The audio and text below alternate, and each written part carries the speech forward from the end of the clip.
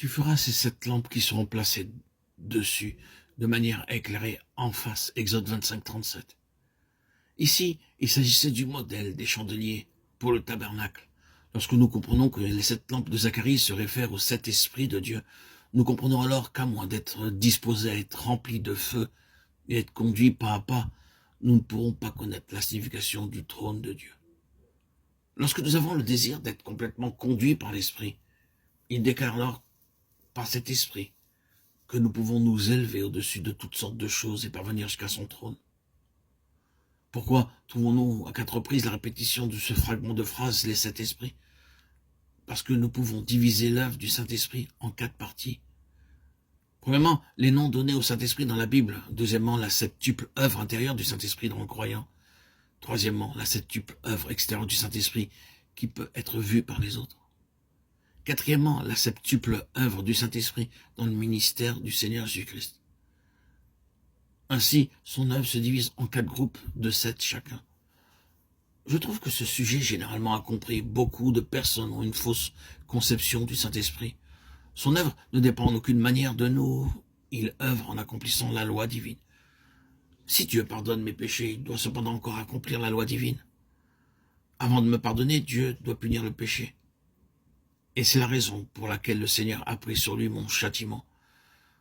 Cette loi divine ne peut être changée. Dieu est juste et la parole de Dieu affirme « L'âme qui pêche mourra ». Comment peut-il changer sa loi? La loi demeure. Chaque péché commis en pensée, en parole ou en acte mérite le même châtiment de mort. Aussi, dans le but d'accomplir la loi, le Seigneur Jésus-Christ devint homme. Ce que je ne pouvais faire à cause de la faiblesse de ma chair, mon Seigneur est venu dans le monde pour l'accomplir à ma place. Tout ce que Dieu fait, il le fait toujours en accomplissant ses lois divines. Il envoie la pluie selon les lois de la nature. Le soleil doit d'abord briller sur l'eau.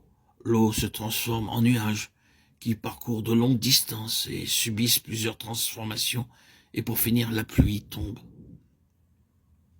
Ainsi, nous voyons que toutes choses se produisent après l'accomplissement de certaines lois. Le Saint-Esprit ne viendra pas par nos cris, nos éclats, et parce que nous roulons par terre.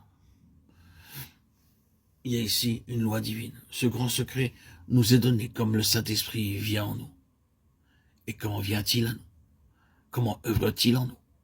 Sa venue et son œuvre en nous sont profondes, complètes, entières et libres. Le but, frères et sœurs en Christ, le but ultime, le but unique, est que nous puissions partager son trône. Amen. Alléluia.